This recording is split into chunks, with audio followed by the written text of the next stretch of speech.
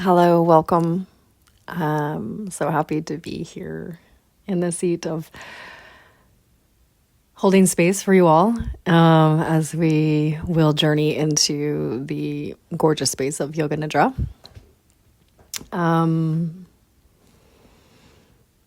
So first, just take a moment to check in and to take note of how you got here. What has had to come into place to allow you to come here, whether it was rearranging your schedule, making time, childcare, dog care, whatever it was, just acknowledging all the steps you had to take to get here in a seat of appreciation. For those that help us on our journey, we're not meant to do any of this alone. And what a treat. It's a treat for me to be here in the front of the class. And I've just come back on the heels of this very transformative trip that I've taken that really reignited a lot of what I want to offer, when things just seem to land and you are in a deeply engrossed integration space. And I think that's a part of all of these practices that we do, that we show up for. Yoga is not about flexibility or strength. Although it can, it's about so much more. And as my teacher always says to me, the reason we do asana is so we're preparing the body to still the mind, right? This is all about this space that we can get to really come to a space of homeostasis, of clarity, of balance in the mind, so that when life is coming at us, which it always will, there will always be disruptions in our flow. And the whole idea is to be able to get to that still point, get to that space where things become a little less urgent. And you can kind of oversee what's happening around you with a great deal of ease.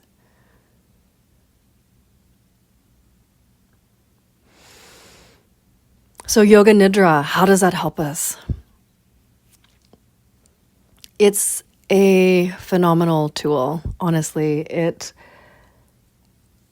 I'm trying to think of the first time I was introduced to Yoga Nidra. I guess it would have been during my yoga teacher training, 2014.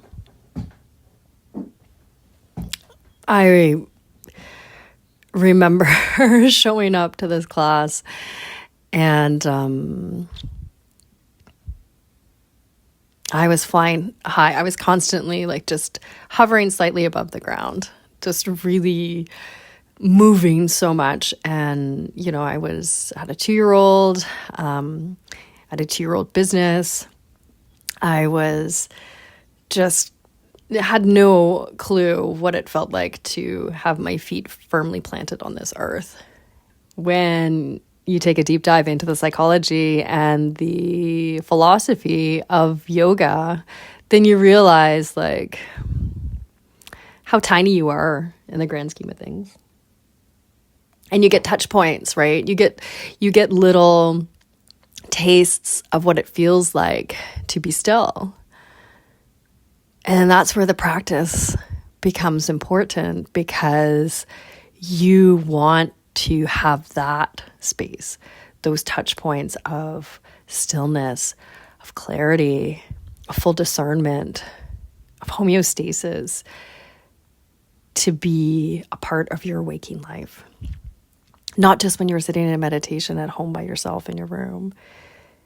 You want those moments of stillness to arrive when you're being confronted by a loved one, when there's a projection of somebody else's trauma coming onto you. When you're stuck in traffic and there's an irate driver beside you, it's like telling you off. You want to sit there in a space of stoic, knowing that this has nothing to do with me. I'm going to stay in my lane. I'm not going to react. And I'm going to remain ever steady.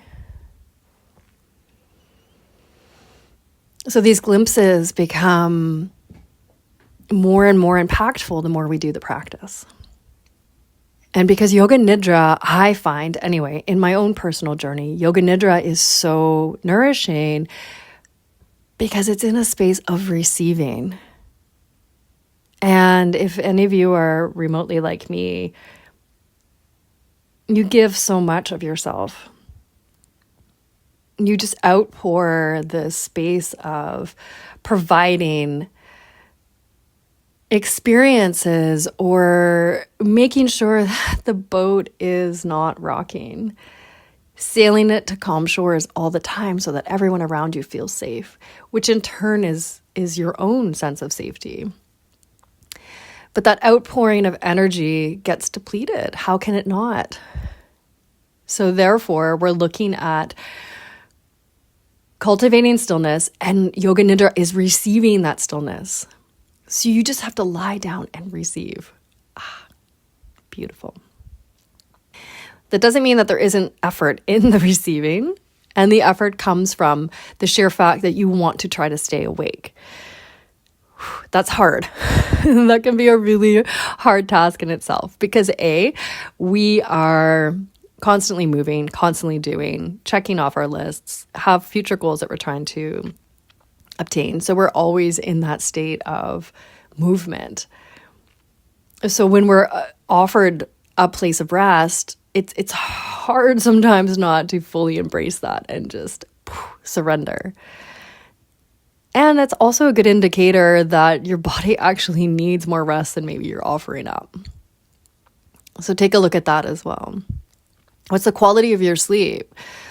That when you're lying down in this space of Yoga Nidra, that you're instantly falling asleep. That tells me that you're exhausted. Maybe it's a mental exhaustion, maybe it's a physical exhaustion, maybe it's a bit of both. Maybe your nervous system is just taxed out and it's like, thank you, and we're going to steal this moment and just receive. So the effort in Yoga Nidra is trying to keep a thread of awareness alive. So a couple of tricks that I will offer up. One is consciously just setting that intention before we begin. Sometimes that's enough. Second, you actually bend your elbow and keep your arm upright, because as you start to fall asleep, your arm will kind of bang into you and that'll wake you back up. So that's a little trick that my teacher has taught us.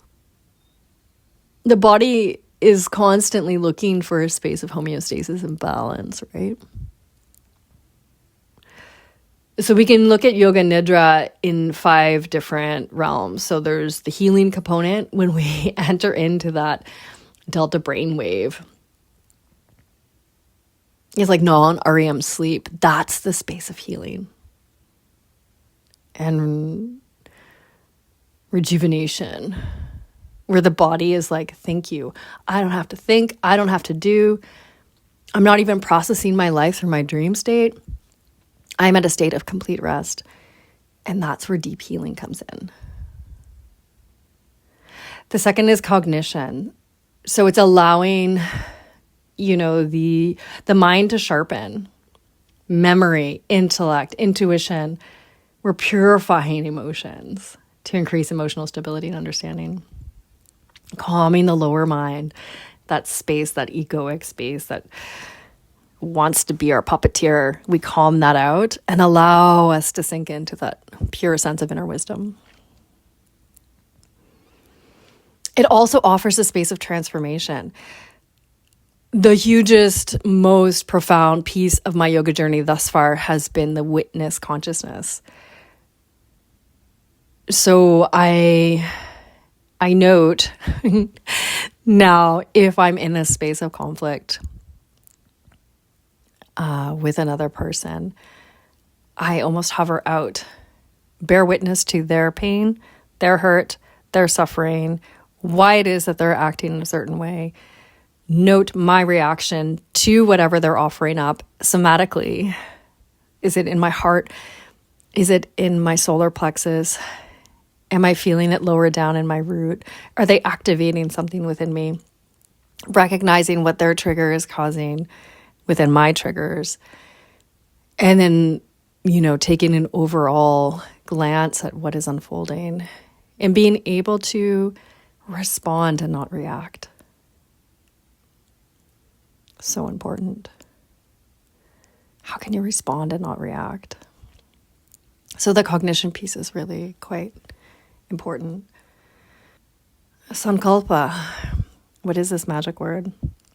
We can actually use Yoga Nidra in a space of manifestation. Yeah, cool. So if there's something that you're looking to strive towards, I would consider myself a pretty masterful manifester.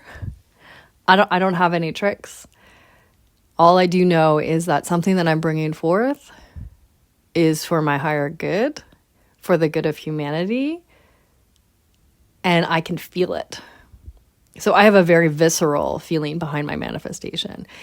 It's like, oh, I know, I can feel it already, what I would be like if this came to fruition. So it offers up the space of limitless power and determination when we can hone into these sankalpas. So for a long time, I was, I'm from Cape Breton. I was dreaming of, how am I going to get back here? And I woke up early one morning while visiting the homeland, placed my hands on the earth, was watching the sunrise. And I'm like, how do I get back here?